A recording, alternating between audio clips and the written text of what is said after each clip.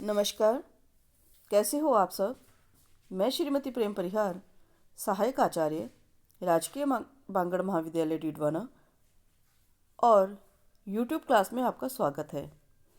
आज हम पढ़ेंगे BCom part first paper second का टॉपिक मांग का नियम।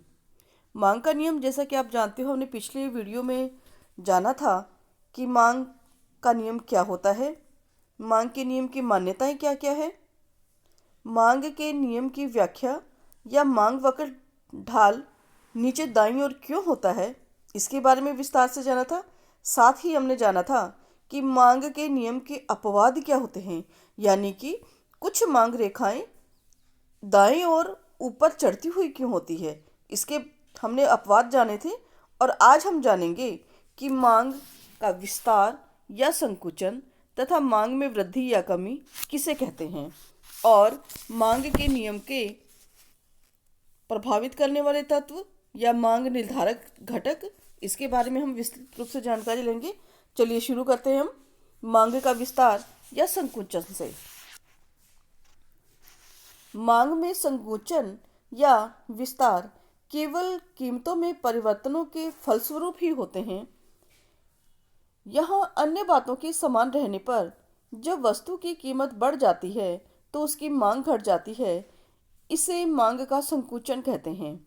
लेकिन अगर वस्तु की कीमत घट जाती है और उसकी मांग बढ़ जाती है तो यहाँ उसे मांग का विस्तार कहते हैं। जैसे कि हम चित्र में देख रहे हैं, डी डी रेखा हमारी मांग वक्र रेखा है, ओ पी बिंदु पे हमारी कीमत दी गई है और ओ एक्स बिंदु पर वस्तु की मात्रा दी गई है। हम देखते हैं कि जब कीमत हमारी ओ पी जीरो बिंदु पर है तो वस्तु की मांग ओ क्यू जीरो होगी। लेकिन जैसे ही कीमत में वृद्धि होती है, यानी कि ओ पी से कीमत बढ़कर ओ पी टू हो जाती है, तो वस्तु की मात्रा जो मांगी जाती है वह भी ओ क्यू से घटकर ओ क्यू वन हो जाती है। और ये ओ क्यू जीरो से घटकर जो मात्रा ओ क्यू वन आई है, इसको हम मांग का संकुचन कहेंगे। यानी ओ क्यू जीरो से ओ क्यू वन के बीच की जो कमी है उसको हम संकुचन के नाम से जानेंगे। दूसरा हमारा है कि यदि कीमतों के अंदर कमी हो जाती है, पी जीरो से पी वन पे आ जाती है, तो ऐसी स्थिति में क्या होगा, वस्तु की क्रय की जाने वाली मात्रा ओ क्यू जीरो से बढ़कर के ओ क्यू टू पे पहुंच जाएगी और ऐसी स्थिति में ओ क्यू जीरो से ओ क्यू टू आने की मांग को हम विस्तार कहेंगे, यानी कि मांग का विस्तार होगा। ये दोनों बिंदु आपको ध्यान से समझना है, कई बार इनके ऊपर टिप्पणियां पूछी जाती हैं। 5 नंबर की टिप्पणी आती है कि मांग का संकुचन क्या है या विस्तार क्या है, मांग में कमी या वृद्धि क्या है। तो इसको आप क्लियरली समझ लें कि जब कीमतों के फलस्वरूप मांग में कमी हो रही है तो उसे संकुचन कहेंगे, और कीमतों में कमी के फलस्वरूप मांग में वृद्धि हो रही है तो उसे हम मांग का विस्तार कहेंगे। ठीक है। अगला हमारा जो मुख्य बिंदु है वह है मांग में वृद्धि या कमी। यह मांग में वृद्धि और कमी के हम दो चित्र देख रहे हैं, दोनों को हम विस्तार से जानेंगे। मांग में वृद्धि पहले पढ़ लेते हैं।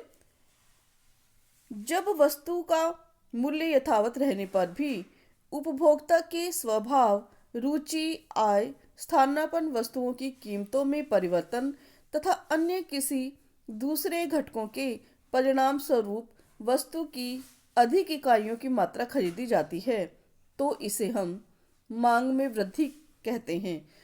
देखिए, दोनों पॉइंट्स में अंतर है। मांग में संकुचन या विस्तार किसके फलस्वरूप होता है, मूल्य में कमी वृद्धि के फलस्वरूप होता है। लेकिन जब हम मांग में वृद्धि और मांग में कमी पढ़ते हैं तो यहाँ मूल्य में परिवर्तन नहीं होता है, अन्य कारणों से अगर वस्तु की मांग में कमी होती है या मांग में वृद्धि होती है तो उसको हम अध्ययन कर रहे हैं। तो यानी मांग में अगर वृद्धि हो रही है तो उपभोक्ता के स्वभाव में परिवर्तन हो रहा है, रुचि में परिवर्तन हो रहा है, आय में परिवर्तन हो रहा है, या स्थानापन्न वस्तुओं की कीमतों के कारण कोई परिवर्तन हो रहा है और उसके कारण वस्तु की अधिक इकाइयां अगर खरीदी जाती हैं तो हम कहेंगे कि मांग में वृद्धि हो रही है। जैसा कि चित्र में दिखाया गया है कि डी डी रेखा से डॉट वाली जो हमारी डी डी वन रेखा अगर बन रही है, ऐसी स्थिति के अंदर डी डी रेखा से डी डी वन रेखा पर आने की प्रकृति या प्रवृत्ति को हम कहेंगे मांग में वृद्धि।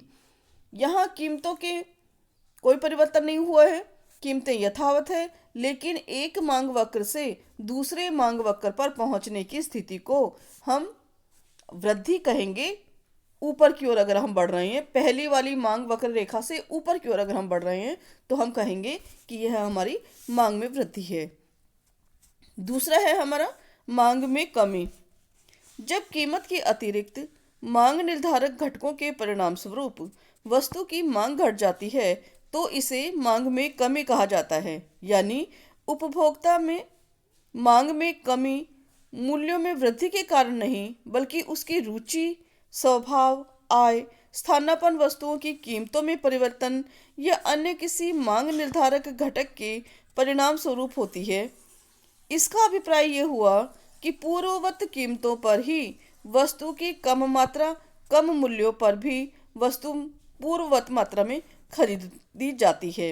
यानी उपभोक्ता की जो मांग रेखा है, डी डी रेखा है, उससे नीचे आने की प्रवृत्ति, डी डी वन पर आने की प्रवृत्ति को हम कहेंगे कि मांग में कमी हो रही है। कीमतें यथावत है, वस्तु में उसी तरह खरीदी जा रही है, उसी मात्रा पे खरीदी जा रही है, लेकिन यहाँ मांग में कमी हो रही है।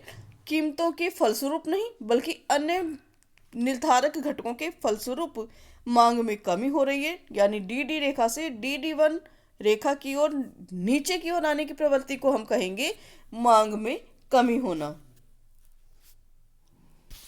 मांग को प्रभावित करने वाले तत्व या मांग के निर्धारक घटक या मांग में परिवर्तन के कारण।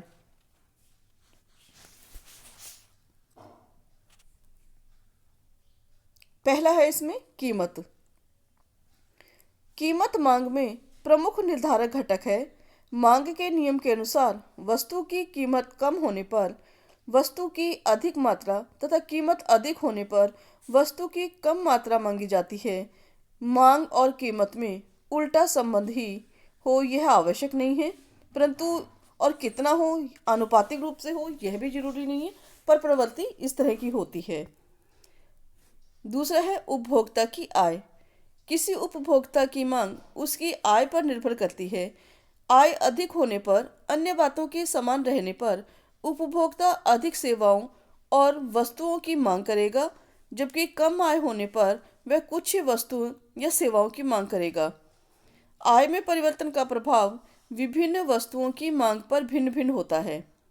यहाँ हमें ध्यान रखना है कि वस्तुएं कौन सी है, जीवन की अनिवार्यता वाली वस्तुएं हैं या आरामदायक वस्तुएं हैं या विलासिताएं वस्तु हैं, ये हमें ध्यान में रखना है। आय में खर्च में आने वाली राशि को ही जो खर्च वास्तव में करता है आय के अनुपात को, वही उस मांग को प्रभावित करेगा। अगर आय व्यक्ति की बहुत अधिक है लेकिन वह खर्च नहीं करता है, बचत की प्रवृत्ति रखता है, तो ऐसी स्थिति में या हम मांग को प्रभावित करने वाले घटकों के अंदर उसी आय को लेंगे जो आय वास्तव में खर्च की जाती है। धन का वितरण। समाज में धन का वितरण भी वस्तुओं व सेवाओं की मांग को प्रभावित करता है। यदि समाज में धन का वितरण समान होता है, तो अन्य बातों के समान रहने पर अधिक वस्तुओं और सेवाओं की मांग होती है, क्योंकि कम आय स्तर पर उपभोग क्षमता अधिक होती है और आय का स्तर बढ़ने के साथ साथ सीमांत उपयोगिता क्षमता क्रमशः घटने की प्रवृत्ति होती है। धन का वितरण असमान होने पर कुछ धनिकों के पास ही अधिक क्रय शक्ति केंद्रित हो जाने से वे केवल विलासिताओं की मांग को बढ़ाते हैं, जबकि गरीबों के पास क्रय शक्ति के अभाव में मांग कम होती है। जलवायु व मौसम। किसी भी वस्तु की मांग जलवायु या मौसम से प्रभावित होती है। जैसा कि हम जानते हैं, सर्दी के मौसम में गर्म कपड़े, पौष्टिक पदार्थ और गर्म उपभोग वस्तुओं की मांग बढ़ जाती है, जबकि गर्मी के मौसम में इन्हीं वस्तुओं की मांग कम हो जाती है। जनसंख्या। देश की जनसंख्या उपभोक्ताओं की संख्या का संकेतक होता है, अतः जनसंख्या में वृद्धि होने से देश में वस्तुओं और सेवाओं की मांग बढ़ जाती है। इसके विपरीत जनसंख्या के घटने से मांग भी घट जाती है। यानी जैसी जनसंख्या होगी वैसे ही उस देश में उपभोक्ता वस्तुओं की मांग होगी। उपभोक्ता का अधिमान। उपभोक्ता का अधिमान उनकी रुचि, स्वभाव, फैशन और सामाजिक रीति रिवाजों से संबंधित होता है। अन्य बातों के समान रहते हुए जिन वस्तुओं या सेवाओं के उपभोग के प्रति उपभोक्ता की पसंद बढ़ती है, उनकी मांग बढ़ जाती है, और जिन वस्तुओं व सेवाओं के प्रति उपभोक्ता की पसंद घटती है, उनकी मांग भी घट जाती है। व्यापार की स्थिति। व्यापारिक दशाओं में परिवर्तन भी मांग में परिवर्तन करता है और मांग को प्रभावित करता है। मंदी के समय सभी प्रकार की वस्तुओं की मांग घट जाती है, जबकि व्यापारिक तेजी, स्वतंत्रता, बाधाओं के अभाव में मांग में वृद्धि होती है। व्यापारिक करों से मांग घटती है, जबकि करों में छूट से मांग बढ़ जाती है। संबंधित वस्तुओं की कीमतें। संबंधित वस्तुओं की कीमतों में परिवर्तन भी वस्तु विशेष की मांग को प्रभावित करता है। संबंधित वस्तुएं दो प्रकार की हो सकती हैं: प्रतिस्थापन या प्रतियोगी वस्तुएं, जो एक दूसरे के स्थान पर प्रयोग या उपभोग की जाती हैं। पूरक वस्तुएं, जो एक दूसरे के पूरक के रूप में उपभोग को संभव बनाती है। यह हमें ध्यान रखना है कि संबंधित वस्तुओं की कीमतें कैसी हैं। यदि एक वस्तु की कीमत बढ़ती है तो दूसरी वस्तु की मांग में भी वृद्धि हो जाएगी। यह हमें ध्यान में रखना है, और ये एक दूसरे को प्रभावित करती है, यानी एक दूसरे की मांग को प्रभावित करती है। मुद्रा की मात्रा। देश में मुद्रा की मात्रा भी मांग का निर्धारक घटक होता है, क्योंकि जब देश में मुद्रा की मात्रा घटती है तो लोगों को मौद्रिक आय भी घटने से मांग में कमी हो जाती है। इसी प्रकार मुद्रा प्रसार के समय वस्तुओं की मांग बढ़ जाती है, जबकि मुद्रा संकुचन के समय मांग घट जाती है। ज्ञान में वृद्धि। ज्ञान में अभिवृद्धि मांग में वृद्धि को जन्म देता है, क्योंकि नए नए आविष्कारों या नई नई वस्तुओं की खोज या नए क्षेत्रों की खोज से वस्तु की मांग प्रभावित होती है। विज्ञापन से भी वस्तुओं की मांग बढ़ जाती है, क्योंकि यहाँ उपभोक्ता की पसंद को विज्ञापन प्रभावित करते हैं। वस्तु के गुणों एवं उपयोग से परिचित होने पर भी उस वस्तु की मांग बढ़ जाती है। सरकारी नीतियाँ। सरकारी नीतियों में सरकार अपनी आर्थिक नीतियों के अनुसार वस्तुओं की मांग में वृद्धि या कमी को जन्म देती है। सरकार जिन वस्तुओं के उपभोग को प्रेरित करना चाहती है, उनकी मांग बढ़ती है, और जिन वस्तुओं के उपभोग को हतोत्साहित करना चाहती है, उनकी मांग कम हो जाती है, यानी उनकी मांग में घटने की प्रवृत्ति रहती है। वस्तुओं की पूर्ति। वस्तु की मांग वस्तु के कुल उत्पादन, कुल पूर्ति से भी प्रभावित होती है। अगर वस्तु की कुल पूर्ति या उत्पादन एक सीमा से अधिक नहीं बढ़ाया जा सकता है, तो उसकी मांग होने के बावजूद भी उसकी पूर्ति सीमित ही रहेगी, तो यहाँ भी मांग प्रभावित होगी। बचत एवं खर्च की प्रवृत्ति। जब लोगों में कम बचत और अधिक खर्च की प्रवृत्ति होती है तो मांग में वृद्धि होगी, और लेकिन यदि लोगों के अंदर अधिक बचत और कम खर्च की प्रवृत्ति है तो यहाँ पे वस्तु की मांग या उपभोक्ता मांग कम होगी। तो ये तथ्य जो है उपभोक्ता की मांग को प्रभावित करते हैं। मांग विश्लेषण के दो दृष्टिकोण होते हैं, और इन दोनों दृष्टिकोणों के अंदर उपयोगिता दृष्टिकोण या उपयोगिता विश्लेषण, दूसरा हमारा है तटस्थ वक्र विश्लेषण। इन दोनों को हम अलग अलग से अध्ययन करेंगे।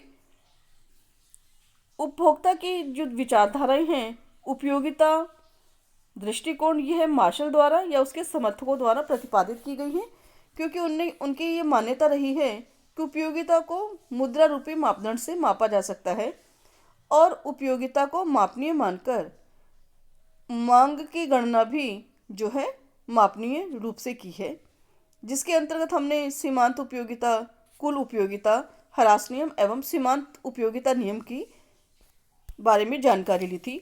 ये उपयोगिता दृष्टिकोण जो है ये मांग विश्लेषण का एक दृष्टिकोण है, जबकि दूसरा दृष्टिकोण जो है वह है तटस्थ वक्र विश्लेषण, जिसके बारे में हम अगले वीडियो में पढ़ेंगे। और इसके अंतर्गत क्या है, वो ये कहते हैं कि उपयोगिता को मापना बहुत कठिन है, क्योंकि उपयोगिता जो है मनुष्य की मनोवैज्ञानिक धारणा है, उपभोक्ता की मनोवैज्ञानिक धारणा है, जो परिवर्तनशील होती है। हर उपभोक्ता की धारणा अलग होती है और इसलिए उपयोगिता को नहीं मापा जा सकता है। बल्कि ऐसा जरूर किया जा सकता है कि दो उपयोगिताओं की हम तुलना अवश्य कर सकते हैं, और ये तुलना का जो दृष्टिकोण है इसे ही मांग विश्लेषण का तटस्थावक्र विश्लेषण दृष्टिकोण कहते हैं, जिसके कि हम अगले वीडियो के अंदर विस्तार से अध्ययन करेंगे। इसके अंदर हम क्रमवाचक दृष्टिकोण भी इसे कह सकते हैं, क्योंकि जो वस्तुओं का हम उपभोग करते हैं उनको एक क्रम से खरीदते जाते हैं, एक साम्य संतुलन बनाने का प्रयास करते हैं कि हमारी आय का हम अधिकतम उपयोग और अधिकतम संतुष्टि प्राप्त करते हुए कर सकें। तो ये विश्लेषण तटस्थावक्र विश्लेषण के नाम से होगा और इसको हम अगली बार में पढ़ेंगे।